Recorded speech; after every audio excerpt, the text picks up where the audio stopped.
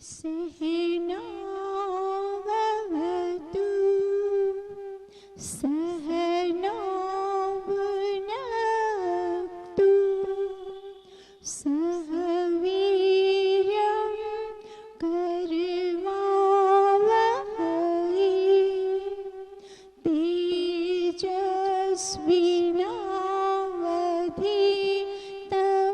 तेजस्विनावधीतमस्तु मा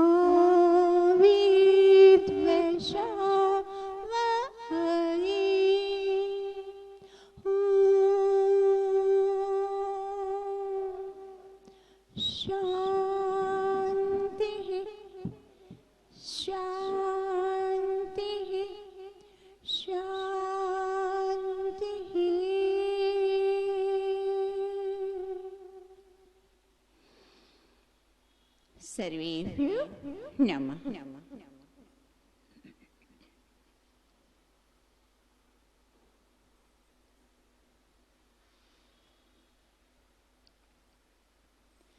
सदियों से जीव भटकता पर चैन कभी न आया, पर चैन कभी न आया।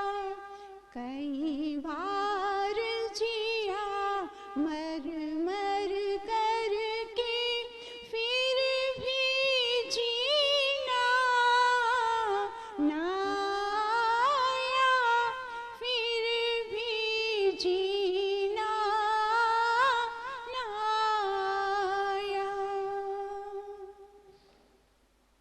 हो पशुओं कृमियों में घूमा,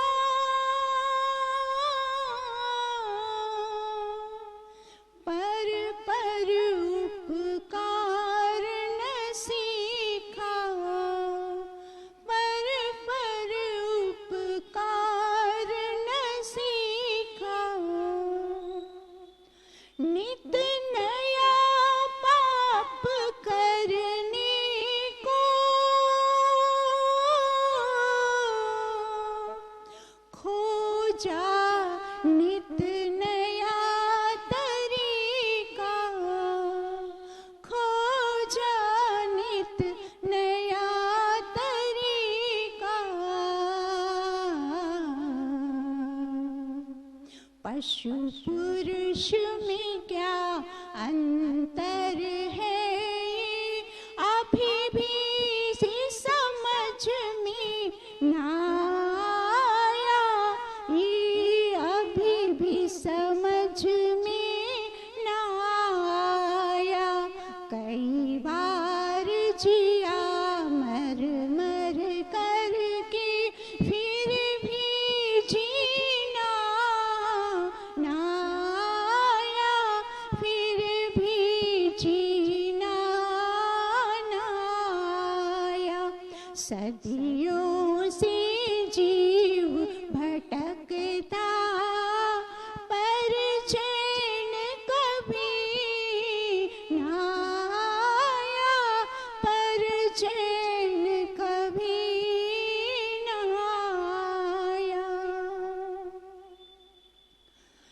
तूने मोर पपीहा बनकर पी पी ना कभी पुकारा, पी पी ना कभी पुकारा। सत्संग की वर्षा ऋतु में जीवन को नहीं निखारा, जीवन को नहीं निखारा।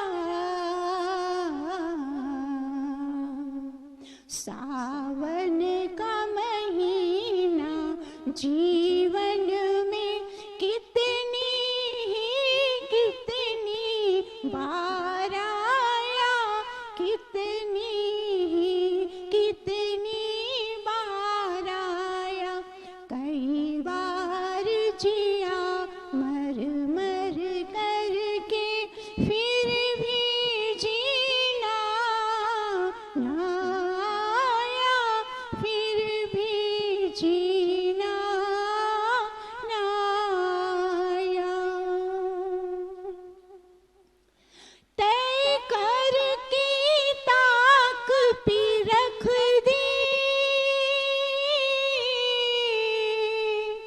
जीवन की सभी किताबें, जीवन की सभी किताबें, या खून पिया निर्धन का, या विष की जहर शराबें, या विष की जहर शराबें,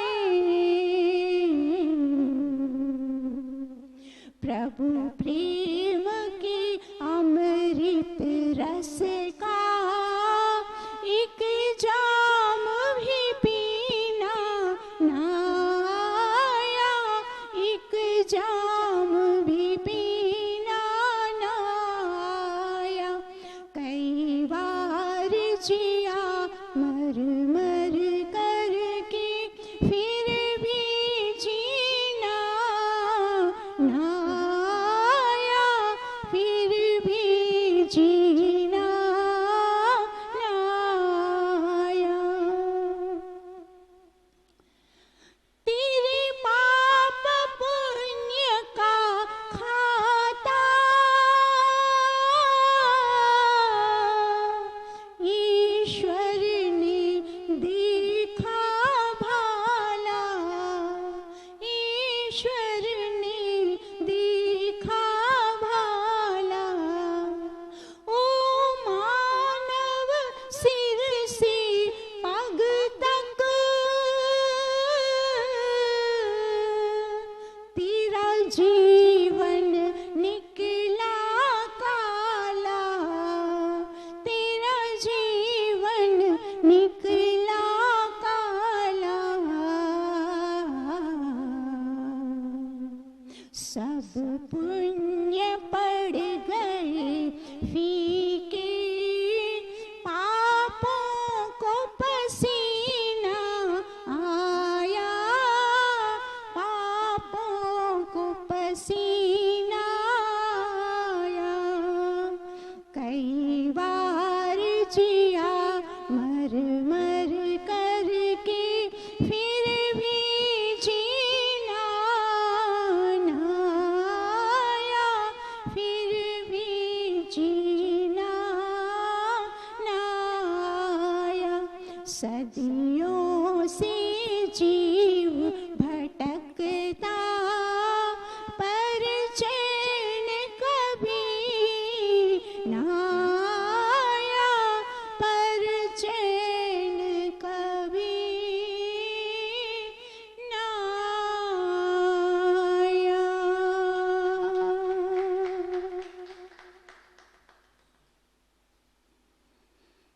अब इस भजन में दो तीन एकदम से मुख्य बातें बता दी। सर्वप्रथम तो बात क्या बता दी? चैन। मनुष्य का क्या है? चैन खो गया है। मनुष्य आप देखिए हर दम बेचैन, विचलित, विक्षिप्त सा रहता है। तो ये मनुष्य विचलित क्यों रहता है? उसका चैन गया तो गया कहाँ? वो चैन कैसे गया और उस चैन को कैसे प्राप्त करें? तो ये एक सुंदर दृष्टांत से हम समझ जाते हैं। तो जैसे समुद्र है, अब समुद्र की जो ऊपरी सतह होती है ना, ऊपरा तल, तो ऊपरी तल पर उसमें तरंगे और चलायमानता, वो चंचलता, चलायमानता, क्रियामानता होती रहती है। तो इसलिए ऊपरी तह पर वो अशांत भी रहता है। और फिर कभी कभी जब तूफान आते हैं तो फिर और अधिक से उसमें चलायमानता और अधिक वो अशांत हो जाता है। तो वैसे ये जो मनुष्य का मन है, उसकी ऊपरी सतह पर, ऊपरी भाग पर चंचलता, क्रियामानता, चलायमानता रहती है।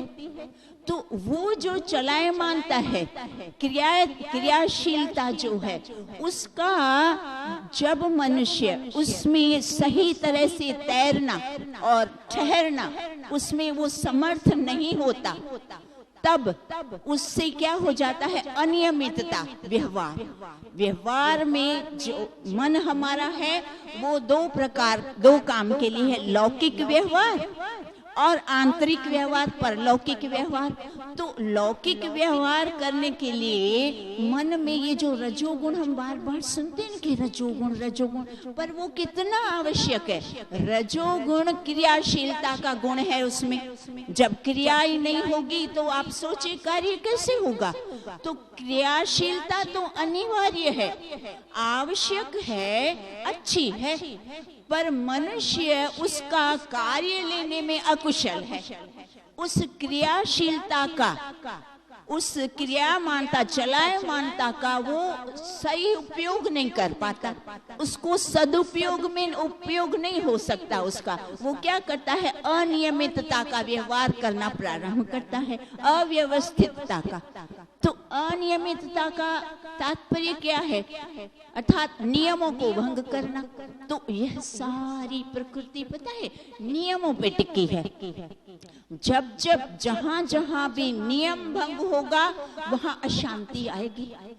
तो जब मनुष्य का जो लौकिक व्यवहार पूरे दिन में जो दिनचर्या करता है, तब वो क्या करता है, नियमितता का भंग कर देता है। उसकी अकुशलता के कारण, उसकी व्यवहारिक में अकुशल है वो, इसीलिए वो कुशलता उसमें नहीं है, तो अव्यवहारिकता का वो व्यवहार कर देता है लौकिक में। तो उससे फिर क्या हो जाता है, नियमों का भंग हो जाता है। तो नियम कौन से हैं, प्रकृति के मुख्य नियम क्या है? देखिए, प्रकृति का मुख्य नियम है सत्य व्यवहार करना।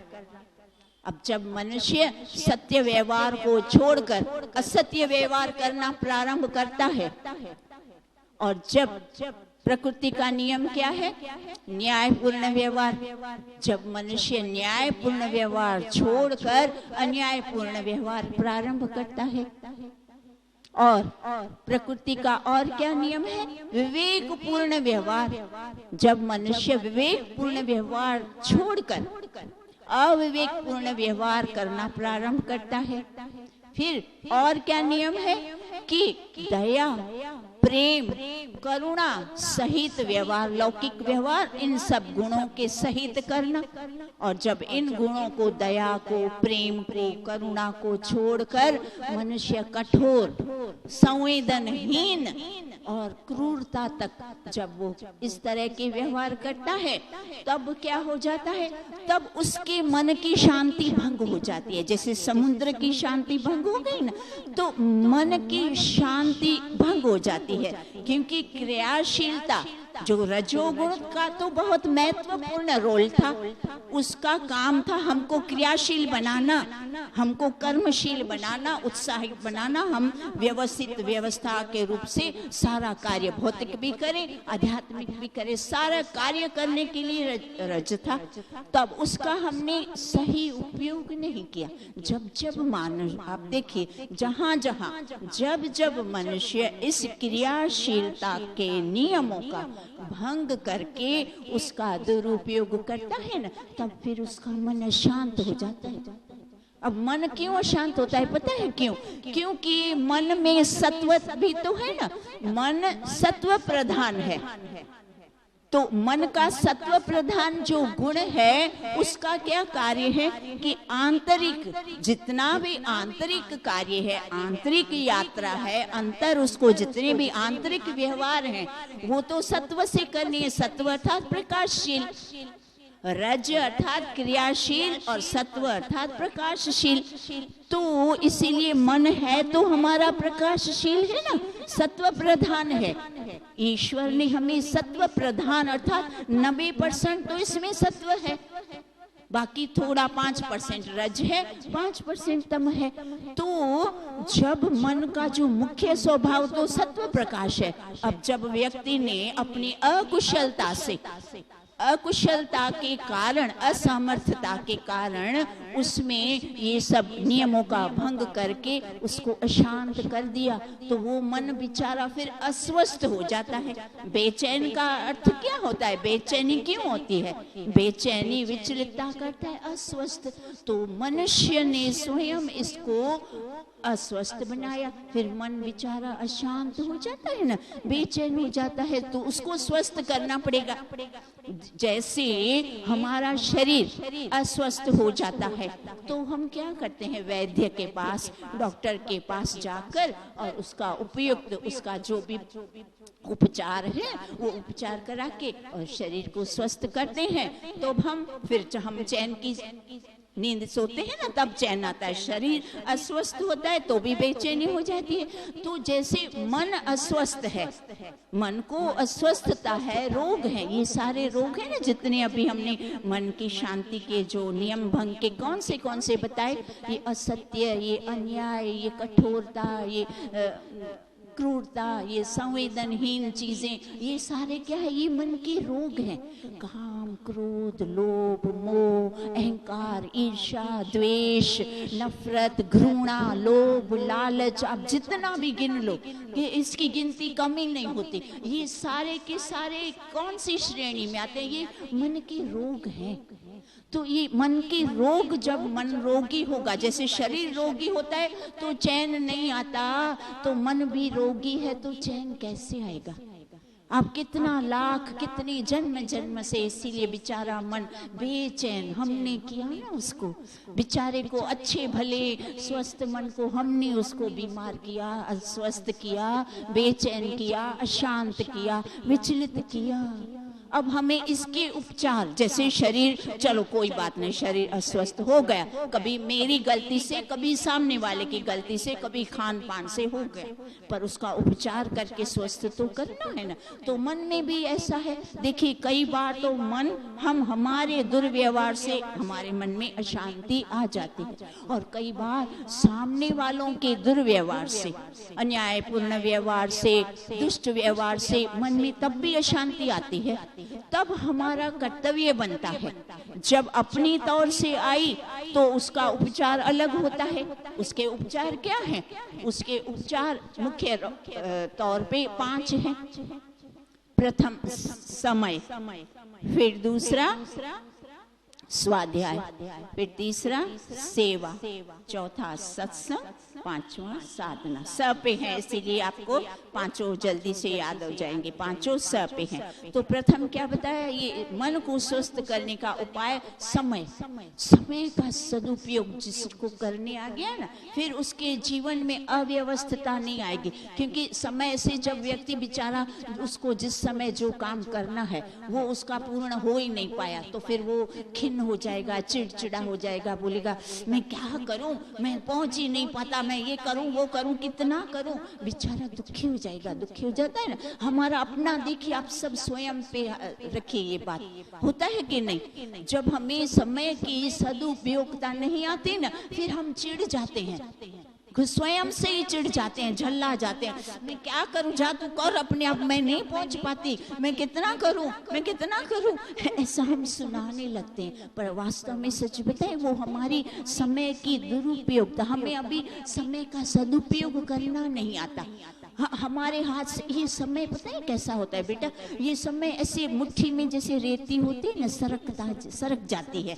हम कितना भी उसको पकड़े रखें, पर रेती क्या हो जाएगी, सरकती जाती है। बस समय सरकता जाता है हमारी बेखबरी में, हमें पता ही नहीं चलता।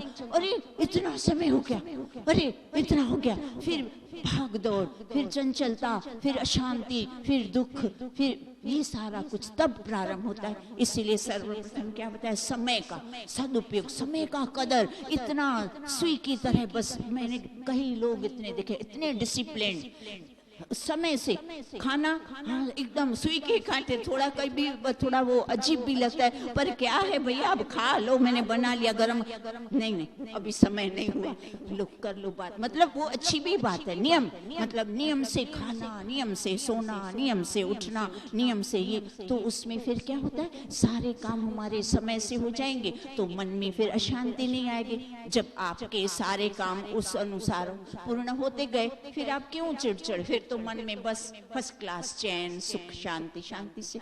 तो दूसरा क्या है? स्वाध्याय। तो जब समय का उपयोग करना आया तब तो स्वाध्याय मनुष्य करेगा, नहीं तो ये झंझटों में फंसा रहता तो वो सत्संग सुनना ही उसको बहुत बड़ा उपकार लगता है। अरे मैंने सत्संग पे टाइम दिया, अब और इससे ज्यादा तो मेरे पास समय है ही नहीं।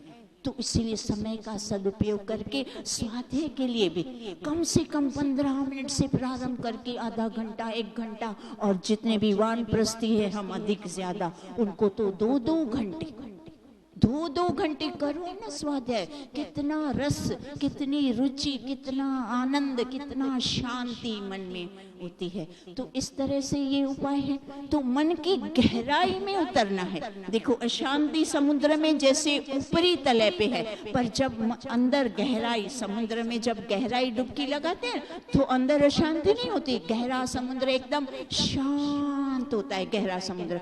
तो हमें क्या, हम मात्र ऊपरी भाग पर कार्य करते हैं, फिर जब वो क्रियाशील करते हैं, फिर जब हमारा आंतरिक, उसको गहराई से हमें क्या करना, एकांत में गहराई से मन के अंदर चले जाना। जैसे ही समुद्र में गहरे जाते हैं ना, मन के अंदर गहराई में जाइए। आप गहरे से गहरा अंदर जैसे जैसे जाते जाएंगे आपको अंदर से शांति, इतनी अंदर से सुकून, चैन, सुख प्राप्त होगा। अंदर शांति है ना, जैसे गहरे समुद्र में अंदर शांति, सत्व प्रधान, अंदर सब कुछ आपको धीरे धीरे उस शांति का अनुभव होगा। तो गहराई में जाना है। तो समय निकालेंगे तब तो एकांत में अपने मन के अंदर गहराई में जाएंगे ना। समय इसीलिए मुख्य प्रथम प्राथमिकता समय को दी गई। तो फिर गहराई से हमें अंदर से स्वाध्याय करके मन की गहराई तक, मन का भी स्वाध्याय करना, मन के अंदर गहराई से जाके फिर हमें पता चलता है तुम्हें क्या चाहिए, तुम्हें क्यों चाहिए, क्यों तू ऐसा करता है, क्यों तू असत्य, क्यों तू छल, तू क्यों कपट, तू क्यों ऐसा। उससे फिर तब प्रश्न वो उभर के हमारे समक्ष आ जाते हैं। जब ये प्रश्न आ जाते हैं तब हम ही उस प्रश्नों का समाधान करते हैं। हाँ, नहीं नहीं, खबरदार, मैं नहीं करूंगा ऐसा, नहीं करूंगा, नहीं करूंगा, नहीं करूंगा, नहीं करूंगा, ऐसा नहीं करूंगा। उससे मेरी ही शांति भंग होती है, मुझे ही हानि होती है। तो इस तरह से फिर उसका समाधान निकलता जाता है। तो समय, स्वाध्याय, फिर सेवा। देखिए गुरुद्वारे में सेवा, गुरुद्वारा एक बहुत ही अच्छा इसका उदाहरण है। गुरुद्वारे में आप कितनी सेवा, भोजन की, बिछाने की, खिलाने की, नमस्कार करने की, फिर इतना प्रेम और इतनी अपना घर का व्यक्ति भी इतनी प्यार से और इतनी श्रद्धा से नहीं खिलाता। लीजिए एक कड़छी और लीजिए, आपने तो रोटी एक भी नहीं ली। मैंने कई बार वहाँ मैं गई हुई हूँ, खिलाते हैं। अब मेरा तो क्या काम है, मैं रोटी नहीं खाती। हाँ, तो गाँव की रोटी वहाँ, और वहाँ की रोटी वो मेरे पाचन क्रिया के लिए वो ठीक नहीं होती। तो मैं जो दाल आदि जो सब, आपने तो एक भी रोटी नहीं, आप थोड़ा तो लीजिए, आप थोड़ी आधी तो लीजिए, आप एक और कड़छी लीजिए, अच्छा आप ये ज्यादा, मतलब इतना ध्यान, प्रेम, श्रद्धा, सच बताएं कितनी प्रेम श्रद्धा। तो सेवा का महत्व प्रेम से है, उपकार से नहीं। यहाँ सब हम कई जगहों पे मैं देखती हूँ सेवा हो तो जाती है, पर उसमें इतना प्रेम, लगाव और श्रद्धा नहीं बनती। उपकार का भाव बहुत बनता है। हाँ मैंने किया, देखो मैं ही करता हूँ, दूसरा कोई नहीं करता, मुझे ही इन लोगों ने पकड़ रखा है, दूसरा कोई आता ही नहीं, करता ही नहीं, फिर मैं क्या करूँ, मुझे करना पड़ता है। तो ये जो करना पड़ता है, वो जो बोझ रूप हुआ ना, फिर मन में शांति, आनंद, वो सब उमंग, उत्साह। फिर उमंग, उत्साह, निरंतरता कहाँ रहेगी? फिर निरंतरता भंग हो जाती है ना। थोड़ा दिन करके फिर व्यक्ति तो बेचारा थक ही जाएगा, बोलेगा अच्छा मैं ही करता रहूं क्या, दूसरा तो कोई नहीं करता। पर जब इस प्रकार के गुरुद्वारे वाले लोगों जैसे श्रद्धा पूर्वक, प्रेम पूर्ण, वो क्या समझते हैं, इस जितनी सेवा मैं करूंगा वो सारा का सारा लाभ मैं प्राप्त कर लूंगा। वहां तो छीना झपटी होती है, नहीं मैं करूंगा तो क्यों, क्योंकि मुझे अधिक लाभ चाहिए। अब जब ऐसा भाव, तो सच में ये सेवा, ये सच्ची सेवा है। तो समय, स्वाध्याय, सेवा, फिर चौथा क्या आया? हाँ जी, हाँ, देखिए ध्यान से सुनना कितनी अच्छी बात। सत्संग, और आज हमारा भजन भी सत्संग का था। तो सत्संग आज भजन में पता है क्या बताया गया? भजन में सत्संग की तुलना वर्षा ऋतु से करके बताई। क्या बताया? कि सत्संग की वर्षा ऋतु ने जीवन को नहीं निखारा। सत्संग को क्या किससे तुलना कर दी? वर्षा ऋतु से। अब वर्षा ऋतु अभी चल ही रही है। अब आप चारों तरफ दृष्टि घुमाएं, देखें क्या हो रहा है वर्षा ऋतु में। चारों ओर हरियाली, हरा भरा वातावरण, एक एक फूल, एक एक पत्ती जैसे किसी ने उसको नहला धुला के स्वच्छ साफ शुद्ध, इतना सुंदर वातावरण, सारी मैल धूल हट गई। ऋतु क्या करती है? सारे जल थल सबको स्वच्छ सुंदर, नदियां तालाबे सारा कचरा आगे धकेलती जाती है। सब हमारा टेरेस देखो तो अपने आप क्या चमकता है, वो टाइल्स की लगी हुई होती है, ऐसा लगता है संगमरमर का। क्या मैंने तो कुछ नहीं धोया, वहाँ ऊपर जाके देखो तो चमक रहा है। ये बारिश ऋतु, वर्षा ऋतु सब कुछ चमका देती है, साफ मिट्टी धूल कचरा हटा देती है, जैसे हरा भरा, और नई कपोलों को फूटती है। नए जो बीज पड़े होते हैं वो अंकुरित होते हैं। तो सत्संग की तुलना वर्षा ऋतु से करके समझाया कि सत्संग में भी यही होता है। सत्संग में जैसे वर्षा ऋतु क्या करती है? पानी बरसाती है, पानी की बूंदों से सब स्वच्छता आती है। तो सत्संग में क्या होता है? ज्ञान की वर्षा। ज्ञान की वर्षा से मन के ऊपर जो मैल, जो कचरा, जो धूल लगी होती है जन्म जन्मांतर की, वो ज्ञान की बारिश, ज्ञान की बूंदे, ज्ञान की गंगा उसको एकदम से धुल के साफ कर देती है, मन को स्वच्छ कर देती है। और दूसरा क्या होता है पता है? मन जो हमारा लौकिक में, इस दुनिया संसार में तीनों तापों से तपयमान, आध्यात्मिक ताप, आदि दैविक ताप, आदि भौतिक ताप, तीनों तापों से इतना तपा होता है। जब सत्संग में आ जाता है तो ज्ञान की वर्षा से वो उसकी तपत शीतलता, वर्षा ऋतु क्या करती है? सबको शीतल बना देती है। तो ज्ञान की वर्षा से मन भी एकदम से शीतल, तन मन शीतल शीतल, ठंडक, सारे दुख ताप भ्रांतियां भ्रम, सारे शंकाएं, बहुत सारा मन में चलता रहता है, भ्रांतियां भ्रम, वो सब कुछ ज्ञान की वर्षा से सब ठीक होता रहता है। तो मन में शीतलता आती है। तो इसीलिए सत्संग का भी बहुत बड़ा महत्व है। तो सत्संग का महत्व इस तरह से एक काव्य की तरह है। तो क्या बता दिया? सत्संग भक्ति होती है, दिखावट नहीं। फिर क्या बताया? सत्संग संदेश होता है, सूचना नहीं। फिर सत्संग अनुशासन होता है, कानून नहीं। सत्संग भरोसा होता है, भय नहीं। सत्संग पोषण होता है, शोषण नहीं। सत्संग आदर होता है, दुराग्रह नहीं।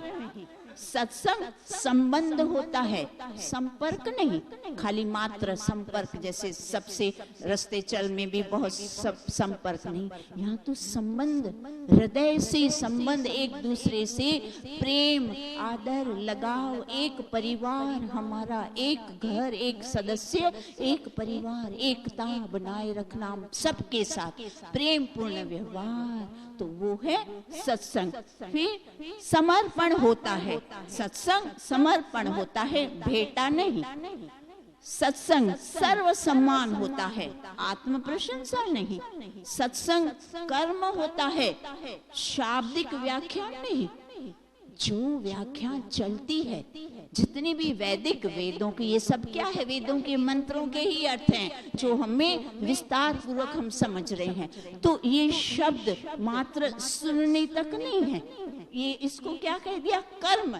इन्हीं शब्दों को जब हम व्यवहार में उतारते हैं, सत्संग के सारे ज्ञान को सुनकर जब जब व्यक्ति मनुष्य व्यवहार में उतारता है, जितना जितना जितना अधिक व्यवहार में उतारेगा उतना अधिक उसको लाभ प्राप्त होगा, उतना अधिक उसको चैन, सुकून, शांति, सुख, आनंद उसको प्राप्त होगा।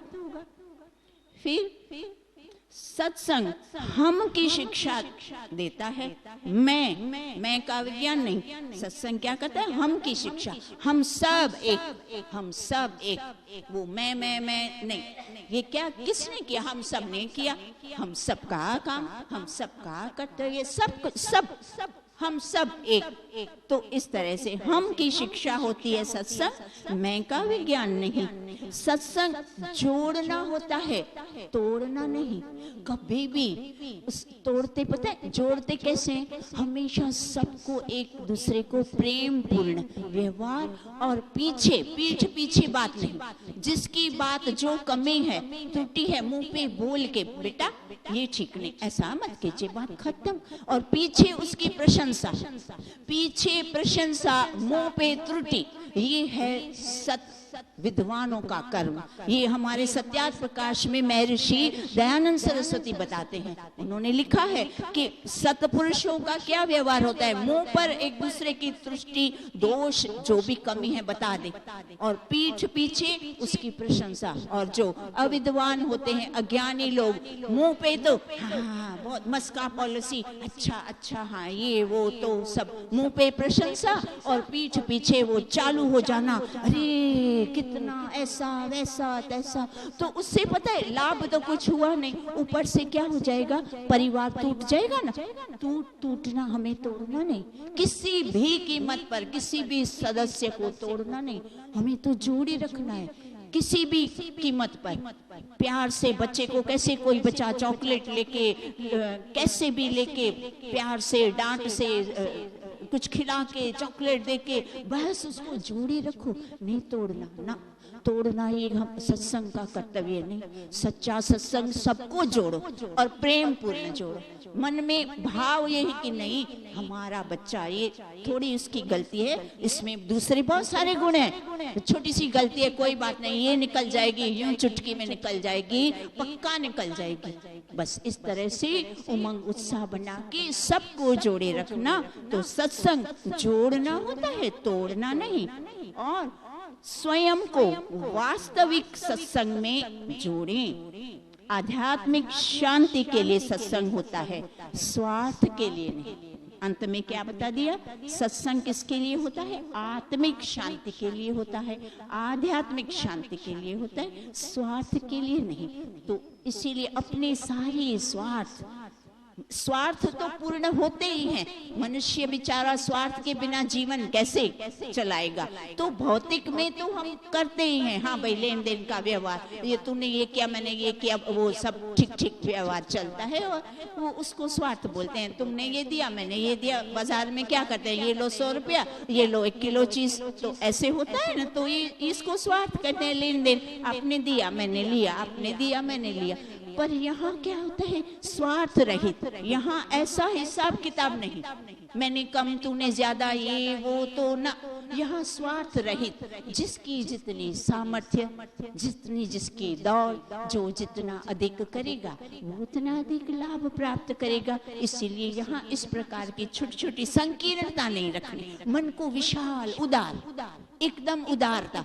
कोई बात नहीं, इसने कम किया तो क्या हो गया, इसके पास कम होगा, हर बात, समय कम होगा, शक्ति कम है, धन कम, आदि आदि जो कुछ है। इस तरह से सकारात्मक ढंग से जब हमारी सोच बन जाती है तो एकता बनी रहती है। एकता बनाना सबसे अधिक हमारा मुख्य धर्म, कर्म पता है क्या है? एकता बनाना। सब जगह, घर में, परिवार में, आस में, पड़ोस में, समाज में, देश में, विश्व में एकता टूटी, एकता भंग हुई तो समझो सर्वनाश हो गया।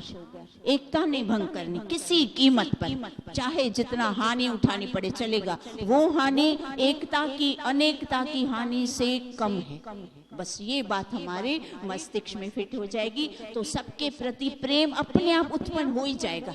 जब विचार इस प्रकार के होते हैं ना, फिर किसी के प्रति शिकवा, शिकायत, गिला, ये सब भूल जाते हैं। छोटी छोटी बातें ऐसा चलता है, कोई बात चलो छोड़ो छोड़ो छोड़ो, चलो आगे बढ़ो आगे बढ़ो आगे बढ़ो। इस तरह से आगे बढ़ना हमारा समय हो गया। अब हम कल और आगे से अच्छे से ज्ञान करते हैं।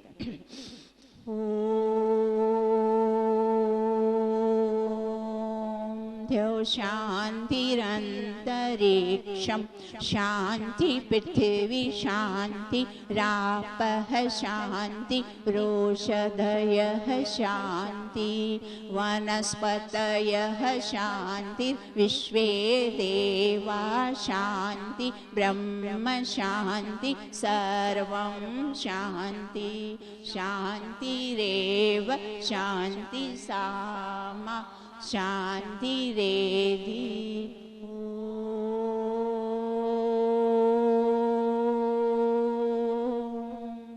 शान्तिः शान्तिः शान्तिः। सर्वेभ्यो नमः। आप सबका बहुत बहुत धन्यवाद।